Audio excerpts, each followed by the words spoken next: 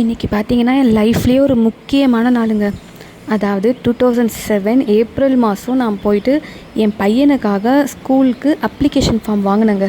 அத்தோட 2007லேருந்து அப்படியே இந்த ஸ்கூல் அந்த ஸ்கூல் 4 வருஷம் கழிச்சு இன்னொரு குழந்த அதுக்கு ஸ்கூல் எல்லாம் இந்த ஸ்கூலில் நான் கிட்ட இருந்த லூப் இருக்கு இல்லைங்களா, parents teacher meeting, complaint, class work, brown sheet, water bottle, lunch bag, school bag, இதிலேருந்து நேற்று நான் விடுதலை ஆகிட்டேங்க.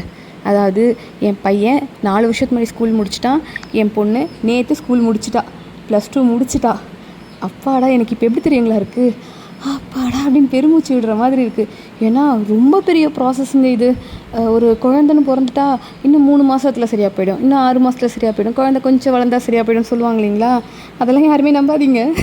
இப்போ கூட சரியாக போயிடும், ஸ்கூல் முடிஞ்சிருச்சு ஓகே அப்படின்னு சொல்லுவாங்க. ஆனால் அப்படிலாம் கிடையாது. அடுத்து காலேஜ், அதுக்கடுத்து நம்ம ஃபேஸ் பண்ண வேண்டியதுலாம் நிறைய இருக்குது. I am waiting.